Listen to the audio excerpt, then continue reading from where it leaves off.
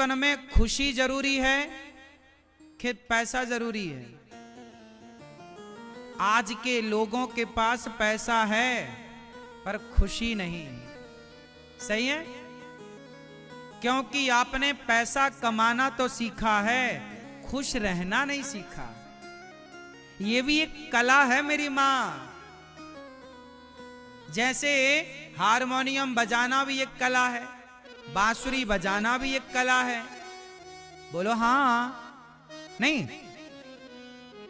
साड़ी पहनना भी एक कला है, श्रृंगार करना भी एक कला है, खेती करना भी एक कला है, बिजनेस करना भी एक कला है। ऐसे ही प्रसन्न रहना भी एक कला है। ये सबको नहीं आता, सब लोग खुश रहना नहीं जानते। आपने अपने बच्चों को सारे टैलेंट देने की कोशिश की पर खुश रहने का टैलेंट देना भूल गए। आपके बच्चे भी, उनके पास बहुत सारे खिलौने हैं, आपके बच्चों के पास बहुत जोड़ी कपड़े हैं, आपके बच्चों के हाथ में महंगा महंगा मोबाइल, गाड़ी, जो कहता है सब कुछ आप दिला देते हैं, सब कुछ है, पर आपके बेटे के होठों पे एक प्रसन्नता नहीं है। क्योंकि आपने बच्चे को सब कुछ सिखाया, इंजीनियर बना दिया, डॉक्टर बना दिया, एडवोकेट बना दिया, जज बना दिया, बड़े बड़े पदों तक पहुंचा दिया, आईएएस, आईपीएस, कलेक्टर इत्यादि बना दिया, लेकिन आपने बच्चे को खुश हैप्पी रहना नहीं सिखाया। और ये भी एक कला है। इसलिए आप कभी मंदिर गए हो कन्हैया के, तो वो हर मंदिर में कन्हैया कैसे बैठे हैं? प्रसन्न मुद्रा में। कैसे बैठे हैं? खड़े हैं? बोलो जोर से। दुर्गा जी कैसी दिखती हैं आपको? जोर से। मैया खुश दिखती हैं। राम जी के मंदिर में राम जी कैसे हैं? उदास कि खुश? बोलो। फिर एक मैया वृंदावन गई गोपाल जी खरीदने। ए भैया वो वाले गोपाल जी दो जरा, लड्डू गोपाल जी। ओ मैया वो वाले क्यों? ये वाले ले लो, अच्छे हैं। नहीं नहीं, हमें वही वाले चाहिए। क्यों? बोली उनमें स्माइल ज्यादा है, खुशी, हाँ हंस रहे हैं, हैप्पी हैं, खुश हैं, हमें वो हंसते हुए गोपाल जी चाहिए। तो सुनो मेरी माँ, आप भी जब गोपाल जी खरीदती हो ना, तो वो वाले खरीदते हो जिनकी स्माइल, प्रसन्नता ज्यादा है।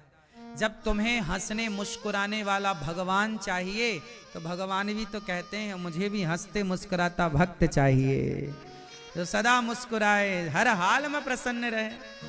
प्रशांत आत्मा जितेंद्रिया। अमीरी गरीबी मायने नहीं रखती। सुदामा जैसा गरीब कौन होगा? 4 दिन चूल्हा नहीं जलता, लेकिन सुदामा जी के प्रसंग में लिखा है प्रशांत आत्मा। उस गरीबी में भी सुदामा जी प्रसन्न रहते हैं। हमारे घर में रोटी नहीं है, वो अलग विषय है ना मेरी माँ, लेकिन ना होने पर रोने से अच्छा है कि ना होने पर भी तो खुश रहा जा सकता है ना।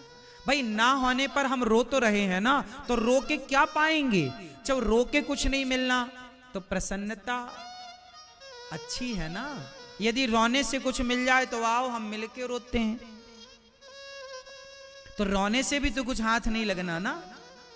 इसलिए क्यों ना हर स्थिति में, हर सिचुएशन में खुश रहा जाए, प्रसन्न रहा जाए।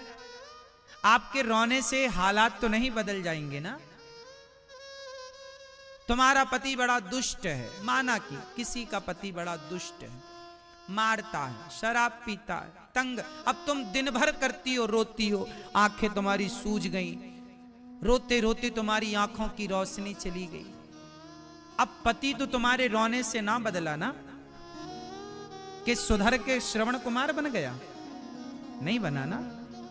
सुधर के राम तो ना हो गया तुम्हारे रोने से, लेकिन तुम्हारी रोशनी और चली गई, तुम्हारे स्वास्थ्य में बदलाव आ गया, तुम्हारे शरीर का पानी सूख गया। जितना तुम रोती रही, तुम इतने में खुश भी तो रह सकती थी ना मेरी माँ। हालात तो नहीं बदले जा सकते, लेकिन होठों में प्रसन्नता तो भरी जा सकती है ना। और आप यदि प्रसन्न रहते ना, तो जिंदगी से लड़ने की ताकत आपको प्रसन्नता ही देती है। यदि हालात विपरीत हैं तो भी आप प्रसन्न हैं तो गुजर जाएंगे। खुशी के दिन जल्दी गुजरते हैं और दुख के दिन बोलो देर से।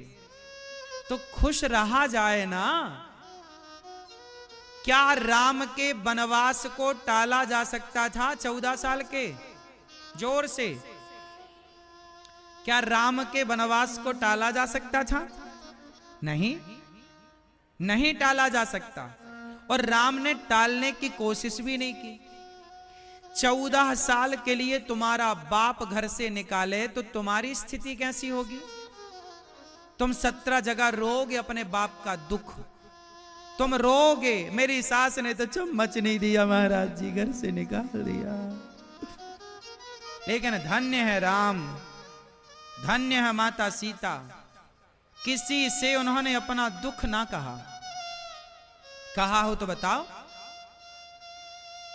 उस वनवास के दौरान नंगे पांव थे राम।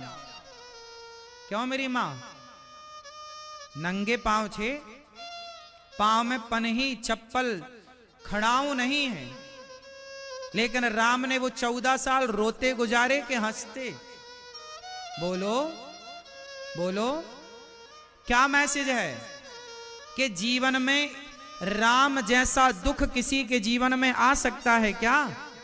बोलो। उस दुख में भी राम ने प्रसन्नता पूर्वक अपने 14 वर्ष गुजारे।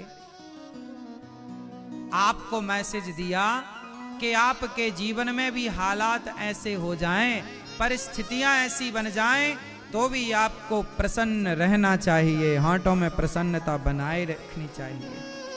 रो कर भी क्या पाओगे?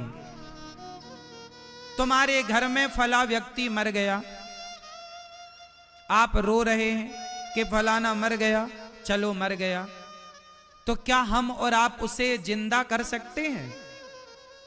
बोलो, नहीं कर सकते ना। बीते हुए पल को हम बदल तो नहीं सकते, लेकिन जो वर्तमान में हमें ईश्वर ने क्षण दिया है, पल दिए हैं, उन्हें तो हम प्रसन्नता से गुजार सकते हैं। अब लोग रोते रहते हैं, फलाना मर गया, महाराज जी फलाना मर गया, रो रहे हैं। तो क्या होगा तुम्हारे रोने से? जिंदा हो जाएगा? तो आओ, हम लोग रोते हैं सब लोग। इसलिए जब तुमने रोना काहे सीखा है इतना ज्यादा? रोतड़ू कहीं के, दिन भर रोते रहते हैं, दिन भर आदमी रोता, दिन भर रोता। याद रखो भक्तों, रोते को रुलाया जाता है और हंसते को, ये प्रकृति का नियम है। उदाहरण से समझो, कोई छोटा बच्चा आपके सामने रो रहा हो ना, तो आप बार बार उसे उंगली करके और चिढ़ाएंगे, वो और रोता है। बोलो हाँ। रोता बच्चा मिल जाए तो आप उसकी ओर देख देख के और उसको उंगली करेंगे, वो और बोलो और रुलाते हैं उसे। और कोई बच्चा हंस रहा है तो आप उसे उंगली करके और, हाँ ये बात सही है कि गलत है? प्रकृति का नियम है कि रोते को रुलाया जाता है और हंसते को। यदि आप हंसते हैं, आपकी होठों पे मुस्कान है, तो भगवान आपके होठों पे और मुस्कान भरेंगे और हंसाएंगे और खुश रखेंगे। और आप सदा रोते हैं तो आंसुओं से आंसू ही बढ़ेंगे। अच्छा एक बात बताओ, 4-6 लोग एक जगह बैठकर रो रहे हों और आप पहुंच जाएं, तो उनको रोता हुआ देखकर आपको हंसी आएगी कि रोना आएगा? जोर से बोलो। और 4 लोग एक जगह बैठ के हंस रहे हैं और आप पहुंच जाएं तो उन्हें हंसता हुआ देखकर रोना आएगा कि हंसना? फिर रोते को देख करके रोना आता है और हंसते को देख करके हंसना आता है। तो जीवन में हंसना बेहतर है कि रोना बेहतर है? बोलो। इसलिए हंसना है तो हंसते हुए लोगों के साथ रहना सीखो। हंसते रहो, आप भी हंसो, आप भी होंठों पे मुस्कान रखो और दूसरे के होंठों पे और दुख है हमारे पास लाखों, लेकिन क्या करेंगे उस दुख की चर्चा करके। अभी हम दुख बताएं तो आप रो पड़ो और आप दुख बताओ तो हम रो पड़े। दुख किसके पास नहीं है। और सुनो, दुख कहां होते हैं? वर्तमान में होता है कि बीते हुए पल में होता है, बीते हुए कल में? बोलो। अधिकांश 99% दुख आप लोग बीते हुए कल की बातें कर करके दुखी होते हैं। बोलो हाँ। जो बीत गया है उसको याद कर करके आप रोते हैं, जबकि आपके वर्तमान की स्थिति बढ़िया है। आप वर्तमान में प्रेजेंट में खुश हैं, पर पास्ट में जाते हैं, आप भूतकाल में जाते हैं और वहां की यादें, मेरे सास ने ऐसा कह दिया था, मेरी बहू ने ऐसा कह दिया था। कहा क्या है? अभी कल आई लव यू कहा तुम्हारे पति ने, आज ही आई लव यू कहा है, वो भूल गई मेरे पति ने ऐसा कहा था। छोड़ो, है क्या ये बताओ। लेकिन आप था पे जाते हैं, है की बात नहीं करते। तुम्हारा पति कैसा है, अभी क्या है, था कैसा, वो छोड़ो। क्यों? जो बीत गया सो बीत गया। छोड़ो कल की बातें, कल की बात पुरानी। नए दौर पर मिलके लिखेंगे फिर से नई, फिर भी दिल है। इसलिए भगवान कहते हैं कि आप हंसो, ये संसार बनाया ईश्वर ने, जाओ हंसो, यहां खुश रहो, यहां प्रसन्न रहो। पर आप हैं कि क्या मजाल के जरा हंस लें। कुछ लोग तो मुंह बनाए बैठे रहते, मुंह फुलाए, थोड़ा हंस भी लिया करो, प्रसन्न भी रह लिया करो। सदा प्रसन्न रहने से क्या नुकसान है? ये भी एक कला है। कौन सी कला है? प्रसन्न रहना भी एक कला। हर स्थिति में हम गरीब हैं, कोई बात नहीं, फिर भी प्रसन्न तो रह सकते हैं। रोके भी क्या पाओगे। तो आज से कितने लोग मुझे पक्का वादा करेंगे कि हर स्थिति में आप प्रसन्न रहेंगे? कितने लोग खुश रहेंगे? मैया खुश रहोगी? हंस के दिखाओ, दांत दिखाओ अपने। लिपस्टिक तो नहीं लगी तुम्हारे दांतों में? नहीं, छुटा ली हो ना पूरी? ठीक है।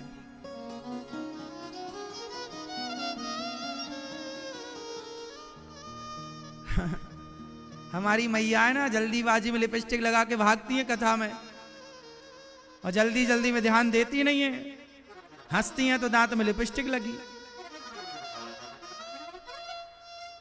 दांत लाल लाल लाल लाल।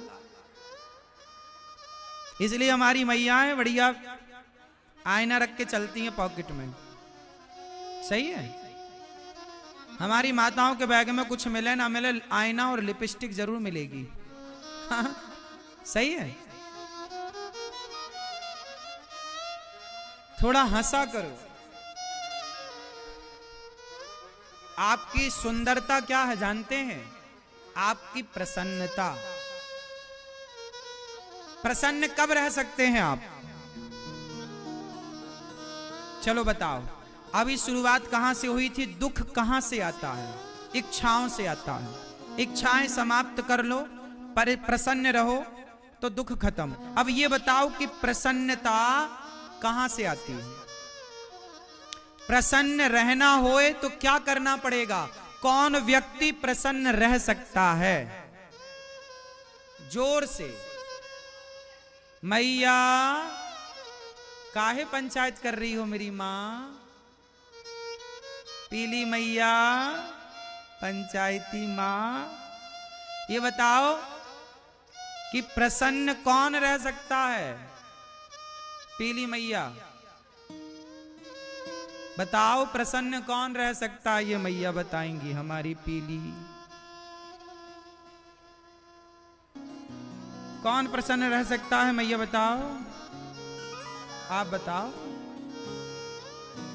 जिसके पास संतोष है। क्या है?